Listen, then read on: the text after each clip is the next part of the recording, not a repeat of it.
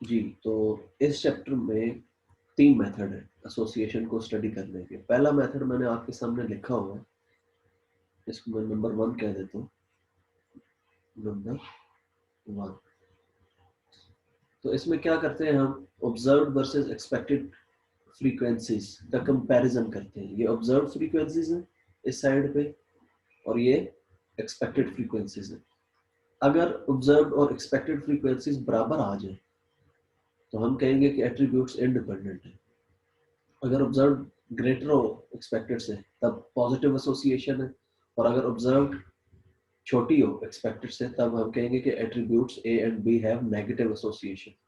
ठीक है, तो ये पहला मेथड है एसोसिएशन को स्टडी करने का। दूसरा मेथड बताने से पहले मुझे आपको कंटीजेंसी टेबल बताना है। अगर आप कंटीजेंसी टेबल समझ जाते हैं तो दूसरा मेथड भी समझ जाएंगे। तो अभी आपको मैंने बताना है contingency table. Contingency table, contingency table को आपने बगौर समझना है। अगर ये आप समझेंगे तो आपको तीनों मेथड जो है वो करने में आसानी होगी। ये तीनों मेथड में एप्लीकेबल है, यूज होता है कंटीजेंसी टेबल। ये क्या होता है आइए देखें जी। फर्ज करें ए शो कर रहा है, एक एट्रीब्यूट है स्मोकर्स को। ठीक है जी, ए शो कर रहा है स्मोकर्स,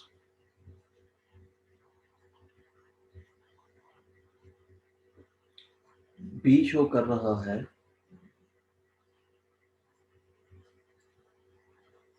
मेल्स को।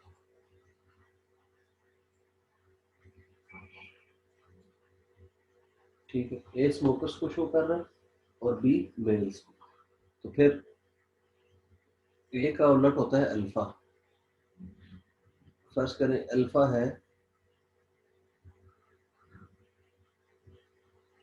ये मेल, सॉरी मैं इसको ठीक करता हूँ।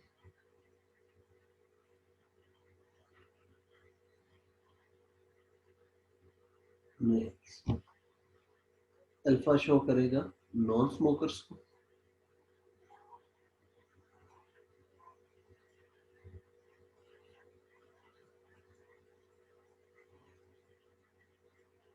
ठीक हो गया। बीटा शो करेगा फीमेल्स को।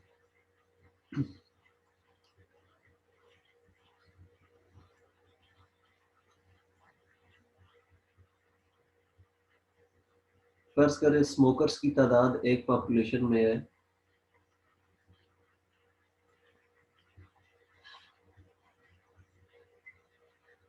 30,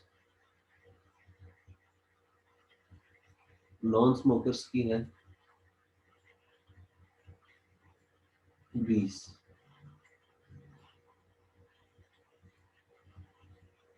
इसी तरह मेल्स की तादाद है 80,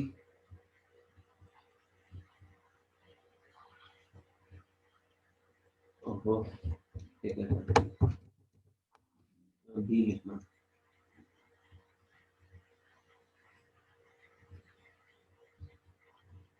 मेल्स की तादाद है 80 और फीमेल्स की तादाद है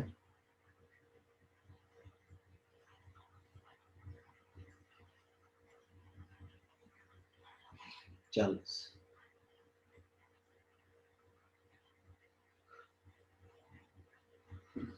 अब इस इंफॉर्मेशन को हमने एक कंटीजेंसी टेबल में लिखना है। तो कैसे लिखना होता है, आप एक एट्रीब्यूट को ऊपर लिख लें ऐसे ए, और यहाँ पर फिर उसका उलट लिखना होता है। ए के साथ अल्फा, यहाँ पे बी और साथ बीटा।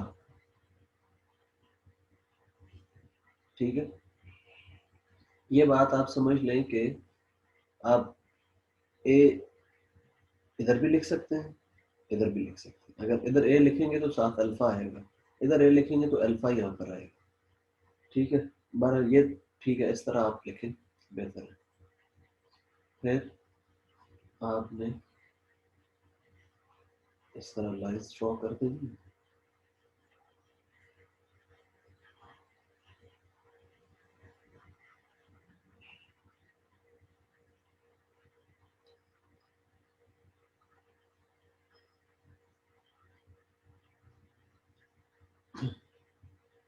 अच्छा, अब स्मोकर्स कितने हैं? 30।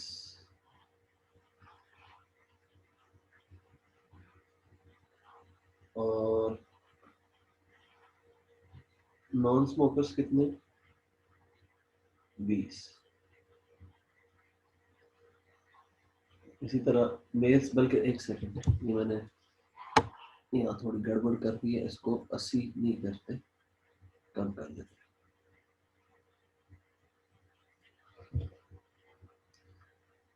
इसको कर देते हैं 25 मेल हैं जी, 25 फीमेल। तो यहाँ 25 मेल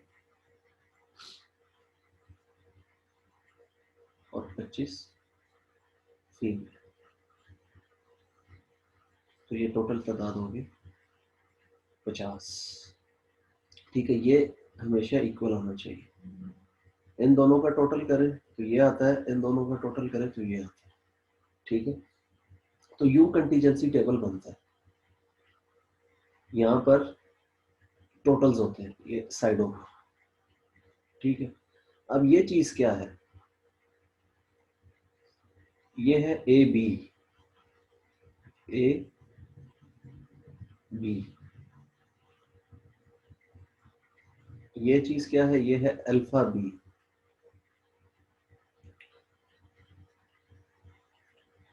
ये चीज है ए बीटा।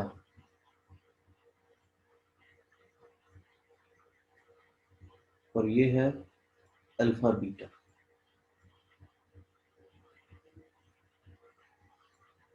अब ए बी का मतलब क्या है? ए का मतलब है स्मोकर्स, बी का मतलब है मेल। तो ये वो लोग हैं जो मर्द हैं जो स्मोकिंग करते हैं, वो मर्द जो स्मोकिंग करते हैं। ये ए भी है और बी भी है। फिर अल्फा बी क्या है? अल्फा का मतलब है नॉन स्मोकर्स, बी का मतलब है मेल्स, वो मर्द जो स्मोकिंग नहीं करते। ठीक है, इस तरह ए बीटा जो है ये शो कर रहा है औरतों को, बीटा चूंकि औरतों को शो कर रहा है। ठीक है, और ए जो है वो स्मोकर्स को, वो औरतें जो स्मोकिंग करती हैं, और ये वो औरतें जो स्मोकिंग नहीं करती। फर्ज करें अगर आपको क्वेश्चन में यूं दिया गया होता कि ए बी जो है वो इक्वल है 18 के, ए बी 18 के इक्वल, तो ये सारी एंट्रीज फिल हो जाती। मैं अभी आपके सामने फिल भी करता हूँ।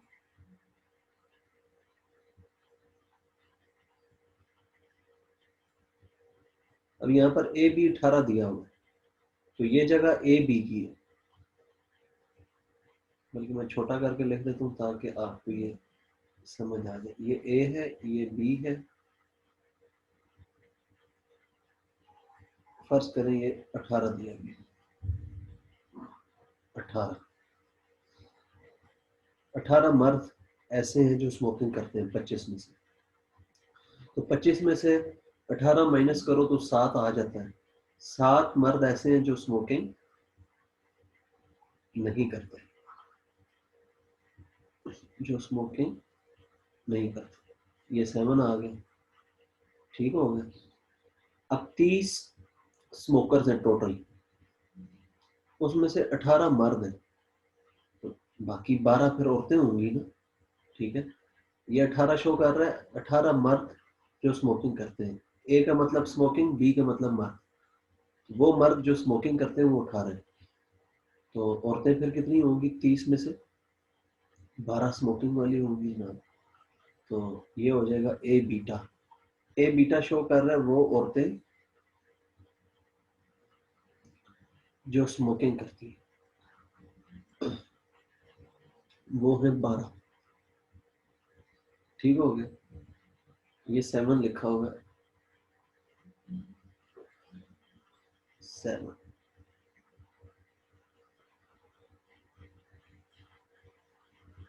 अच्छा, फिर ये क्या होगा, अल्फा बीटा।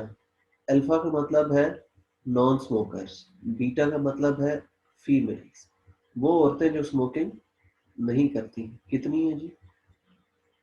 ऐसी 13 औरतें जो स्मोकिंग नहीं करती। तो ये एक 2x2, 2x2 कंटीजेंसी टेबल हमने बना ली। ठीक है, 2x2 क्यों है ये? क्योंकि इसमें 2 रोज हैं और 2 कॉलम हैं। ये 2 रोज और ये 2 कॉलम्स। ठीक हो गया, ये 1 2 रोज, 1 2 कॉलम्स। तो ये 2x2 कंटीजेंसी टेबल।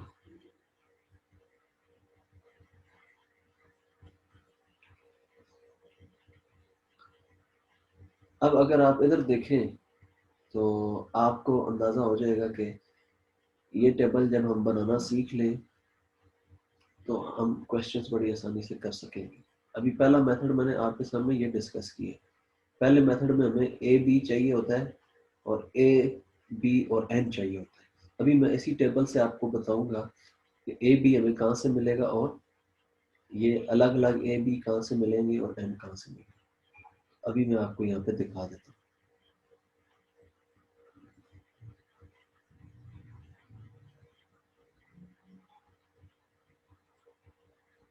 मैं आपको ये दिखाता हूँ कि ये सारा कुछ हमें कैसे मिलेगा। मैं रिपीट भी कर देता हूँ, एक बच्चे ने कहा सर ये जरा रिपीट कर दे, रिपीट भी कर देता हूँ। ये हो गया बी, बी के सामने ये बी का टोटल है, बीटा के सामने बीटा का टोटल, यानी कि ये टोटल मर्द है ना, ये टोटल औरतें हैं, 25 मर्द 25 औरतें। और ये जो है ये है ए। ठीक हो गया, ए का टोटल है। और यहाँ पर जो लिखा हुआ है इसको बल्कि सही करके लिख देते हैं। ए जो है वो 30 है, बी जो है वो सॉरी अल्फा,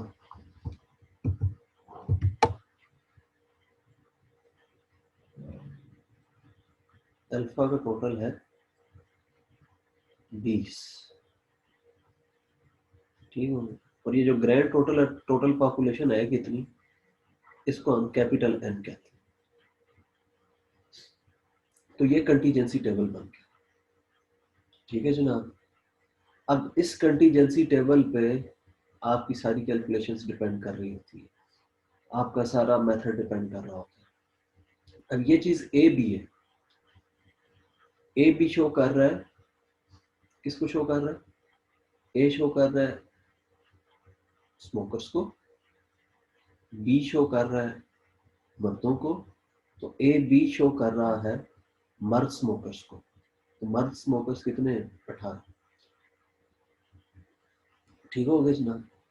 अब जो मैंने मेथड आपसे डिस्कस किया है ये, इसके जरिए हम जानते हैं कि ए और बी में एसोसिएशन क्या है, पॉजिटिव है, नेगेटिव है, या वो इंडिपेंडेंट है।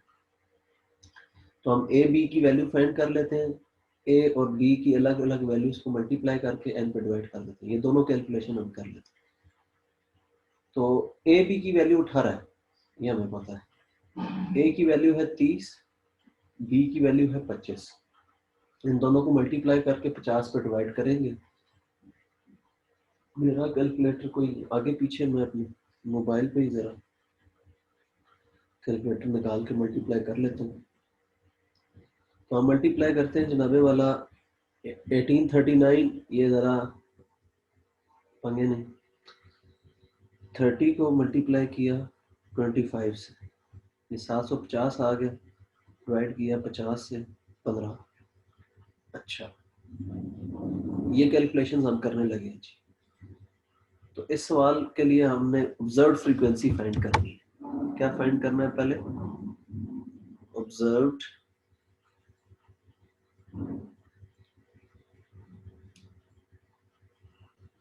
फ्रीक्वेंसी। तो ये किसके इक्वल होती है?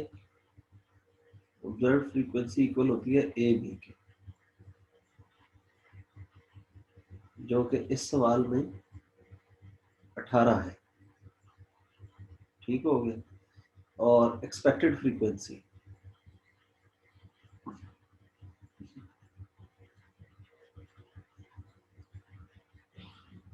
एक्सपेक्टेड फ्रीक्वेंसी जो है वो इक्वल होती है इसके A into B divided by N. अब ए हमारा है, अभी देख लेते हैं, 30, बी है 25। 30 और 25 को मल्टीप्लाई करना, 30 को और 25 को मल्टीप्लाई करना, डिवाइड करना है 50 पे, तो ये आंसर आता है 15। क्या आता है? 15। अब इसका मतलब क्या हुआ? इसका मतलब ये हुआ ए बी की वैल्यू बड़ी है ए इंटू बी ओवर एन से, यानी कि 18, ये जो 18 आया 15 से बड़ा है ना। 18 इज ग्रेटर देन 15। अब इसका आंसर कैसे लिखेंगे? इसका आंसर ये होगा कि A and B are positively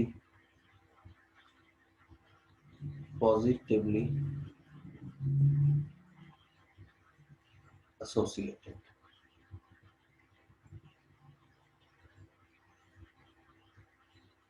लेकिन अब ये है इसका answer, A and B are positively associated. ठीक है, ऐसे ही क्वेश्चन करने होंगे। ये आपके सामने तीनों केस मैंने लिखे हैं। जब ये दोनों बराबर हो तो हम कहेंगे A and B are independent. जब ये आंसर आएगा ए बी बड़ा होगा A to B over N, हम कहेंगे पॉजिटिव एसोसिएशन एट्रीब्यूट्स में। और जब ये सिलसिला होगा A B is less than A to B over N, हम कहेंगे एट्रीब्यूट्स आर नेगेटिवली एसोसिएटेड और there is negative association between attributes. ठीक है जनाब, ये था पहला मेथड, ये मैंने लिखा है नंबर 1। ये नंबर 1 मेथड, और मैंने एक कंटीजेंसी टेबल समझा के एक फर्जी एग्जांपल लिया आपके सामने और एक क्वेश्चन किया इसकी मदद से। अब दूसरा मेथड मैं आपके साथ डिस्कस करने लगा, नंबर 2। तो नंबर 2 है जनाब, वो भी बड़ा आसान है और इसी से रिलेटेड है, कंटीजेंसी टेबल से ही रिलेटेड है। उसका नाम लिख देते हैं जनाब, यहाँ पर नाम है कोएफिशिएंट ऑफ एसोसिएशन, ये दूसरे मेथड का नाम है। और इसको रिप्रेजेंट किया जाता है कैपिटल क्यू से। कैपिटल क्यू जो है ये कोएफिशिएंट ऑफ एसोसिएशन होता है। जैसे कोरिलेशन कोएफिशिएंट आपने पढ़ा है ना, आर, इसी तरह कोएफिशिएंट ऑफ एसोसिएशन का एक फार्मूला है क्यू। फार्मूला याद करने का तरीका बड़ा आसान है। ये जो एंट्रीज हैं यहाँ पर, लिखी हुई, A B alpha beta, alpha B A beta. तो इन दोनों को मल्टीप्लाई करके माइनस कर दें ये दोनों टर्म्स, तो फार्मूला आपको याद हो जाएगा। ठीक है, और नीचे इसी तरह यही टर्म्स दोबारा आएंगी लेकिन प्लस के साथ। अभी मैं आपके सामने यहाँ पर लिखता हूँ, क्यू किसके इक्वल होता है, Q is equal to A B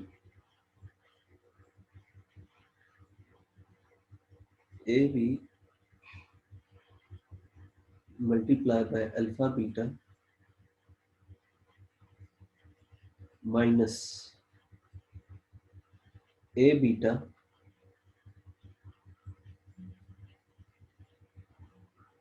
multiply by alpha B,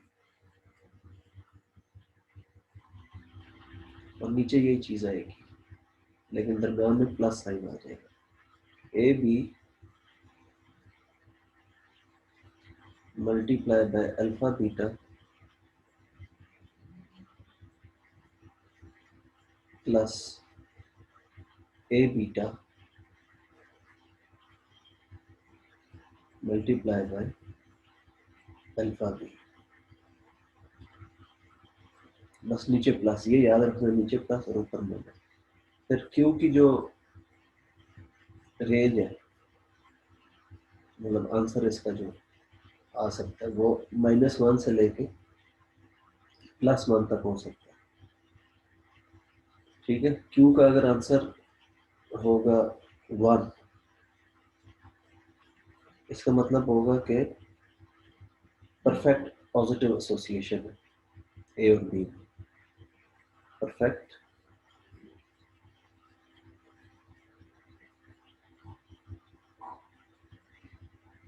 positive, ठीक है जी, एसोसिएशन। अगर क्यू का आंसर है -1, तो इसका मतलब है परफेक्ट नेगेटिव एसोसिएशन एट्रीब्यूट्स में। और अगर क्यू का आंसर होगा 0, हम कहेंगे एट्रीब्यूट्स इंडिपेंडेंट है, या कहेंगे there is no association between attributes.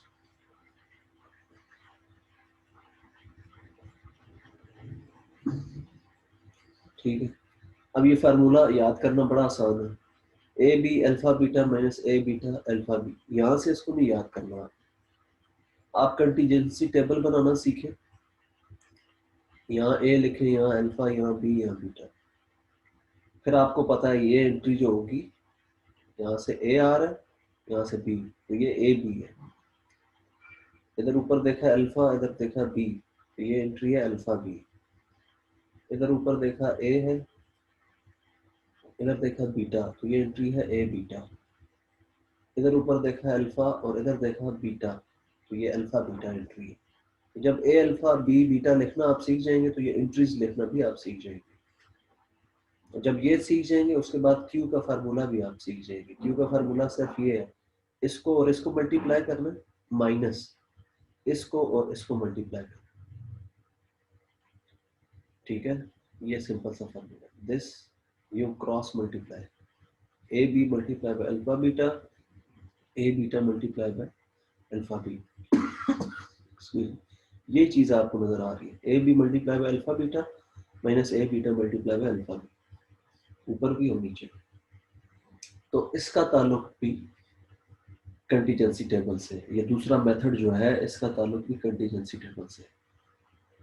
अच्छा, क्लास में अभी 48 स्टूडेंट्स मौजूद हैं। एक बच्चा आरिज या हुसैन क्लास में मौजूद है तो स्क्रीनशॉट ले लें और मुझे सेंड कर दें। हम इतनी देर में इसी सवाल को इस मेथड के जरिए देखते हैं कैसे होगा। तो जल्दी से अगर हम देखें तो 18 ज़रब 13, 7 ज़रब 12 करना है हमने। 18 13 12 7 को ज़रब करना है। 18 13 माइनस 12 7। जल्दी से एक बच्चा ये मल्टीप्लाई करके मुझे बता दे इसका क्यू का आंसर क्या आता है। नीचे भी 18 13 जमा 12 7। जल्दी से बता दें क्यू का क्या आंसर है। टाइम थोड़ा रह गया, क्लास में 2 मिनट रह गए। अच्छा, 234 माइनस 84 डिवाइडेड बाय 234 प्लस 84। आखिरी आंसर बताओ बेटा क्या आता है।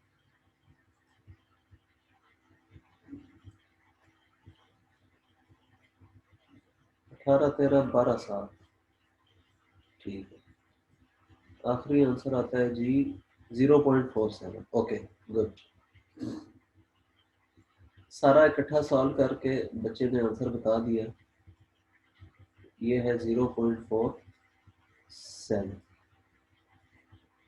ठीक हो गया। अच्छा, 0.47 आंसर आया। अब इसका मतलब क्या है। देखो, अगर क्यू किधर से किधर तक है, -1 से 0 और -1 से 1 तक इसकी रेंज है। अगर क्यू का आंसर 0 से बड़ा होगा तो हम कहेंगे पॉजिटिव एसोसिएशन है, 0 से छोटा होगा तो हम नेगेटिव एसोसिएशन। इसका मतलब है A and B are positively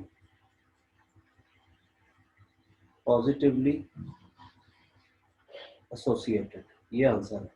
एक बच्चा जल्दी से स्क्रीनशॉट ले ले, वदूद आप भी ले लो स्क्रीनशॉट अटेंडेंस के, क्योंकि पता नहीं हुसैन क्लास में और आरिज मौजूद है ही। स्क्रीनशॉट ले लो। जनाब आंसर सेम आ गया। इससे भी आंसर आया कि ए और बी में पॉजिटिव एसोसिएशन है। पिछले मेथड से भी यही आंसर आया था। तो मैंने आपके सामने 2 मेथड एक्सप्लेन कर दिए। इस चैप्टर का सिर्फ एक और मेथड रह गया, वो जब मैं एक्सप्लेन कर दूंगा तो ये चैप्टर खत्म। फिर हम प्रैक्टिस करेंगे। राजा कामरान, ये पंगे में करो नहीं तो क्लास से आउट हो जाएंगे। उन बच्चों की अटेंडेंस नहीं लगेगी जो बगैर रोल नंबर के क्लास में आएंगे। ठीक है जनाब, अल्लाह हाफिज। आज के लिए इतना ही।